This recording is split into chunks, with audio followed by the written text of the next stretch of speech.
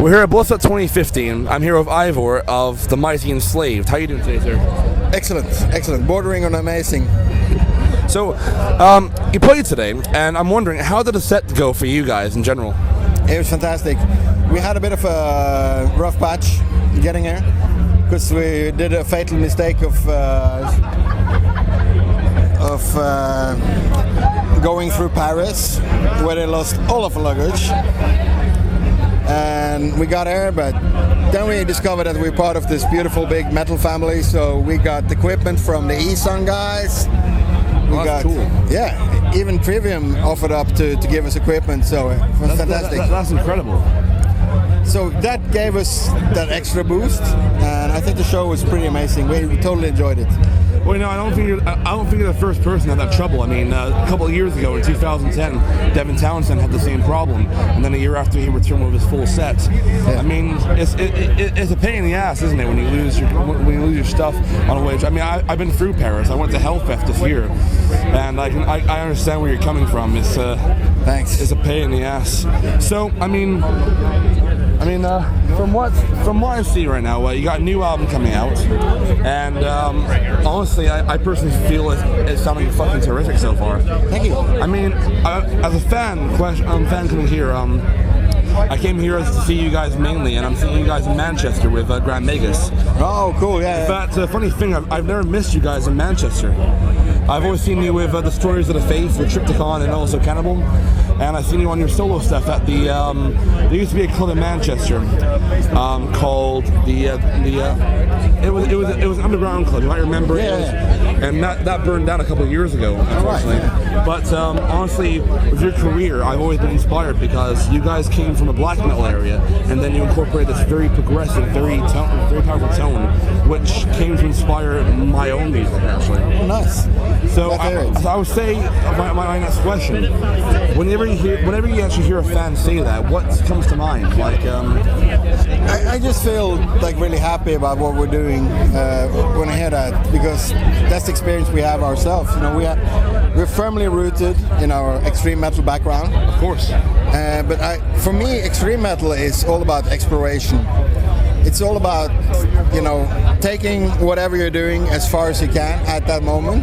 And if you get some outside inspiration, some outside energy, that's good. He's not being progressive right now. He's talking about dicks. No, but I get what you mean. It's like my background is my dad's a big Prog fan, Frank Zappa to King Crimson, and I found extreme metal in high school. But then I started getting really interested in prog music, like doing stuff like Chuck used to do in Control the Night. Exactly. Yeah. And I saw your interview on Metal Evolution, and I thought that it was an eye-opener, because how important is it for you to be extreme? And it's not so important. It's about trying to express your own ideas through a new idea, and I love that. So that's the whole extreme metal scene is built upon that idea.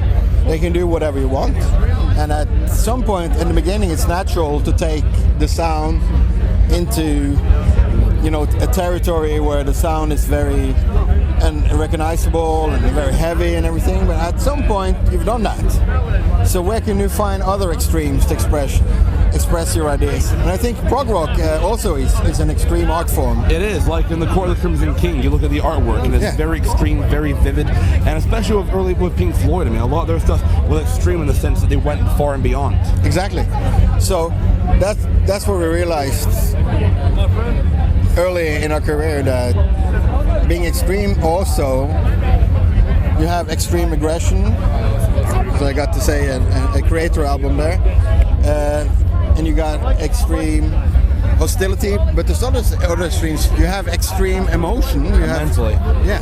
You have extreme tenderness. I'm lucky to be a father now of two beautiful small, girls. That's incredible. And experiencing holding that baby also made me realize that these are also very extreme and very clear emotions. The emotion of wanting to protect them, wanting to nurture them, and the fears of the world. The fears of the world. Exactly.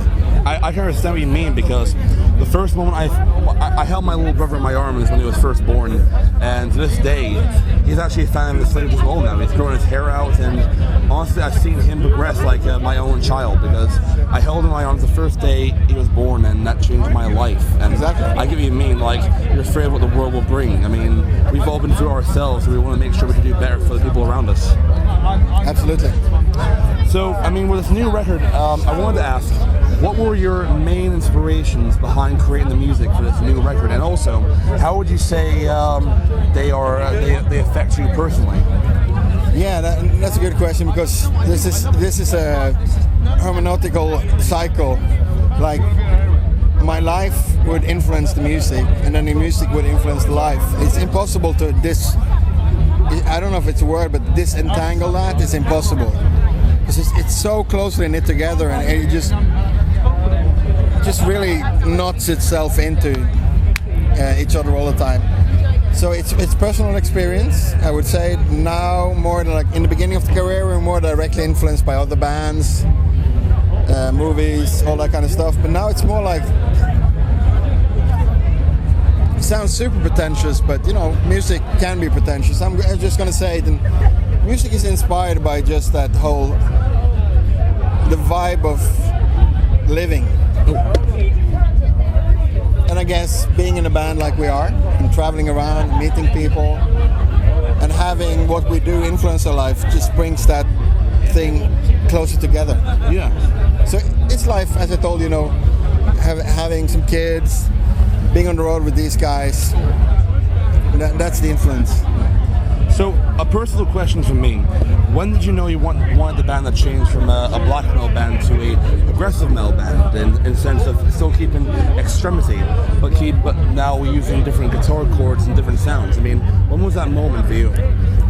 I think it was there from the beginning, because already as a guitarist in the beginning I was really influenced by what I heard from bands like Voivod and those guys. I always liked the guys who went a little bit on the side, who would do weird stuff. But I think around, I would say the conscious decision was made around 99, 2000. That's when we decided to, okay, let's fuck it, let's just do whatever we want to do and explore and see what happens. We were pretty much ready for losing all of our fans when we did Mardröm. And the opposite happened. The old fans just got more involved, and we got a bunch of new fans. Well, honestly, I love both halves, because you guys took a risk, but that risk made your sound more grander, in my view. I mean, the black metal stuff is classic, but honestly, I feel that with your change, you brought in an open door for a lot of bands and musicians like myself that can mix progression with an extremity like black metal. So I guess the final two questions are: what do you? I mean, you've been to Bloodstock before, haven't you?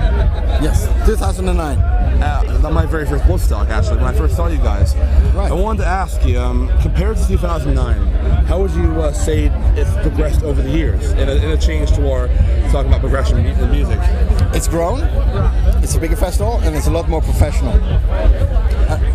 Last time, 2009, I remember sleeping outside in some gravel, waiting for the backstage to get ready. Now we got the backstage. And finally, what do you have to say to fans at home listening to this interview? I hope they come out to our UK tour in September. I hope they will give our new album a chance. And I want them to know that, like, every listener that listens to Enslaved is the reason why we're out there. So, thank you. All right, this has been Michael J. Coyle with Metal Temple, and thank you for listening. Up next.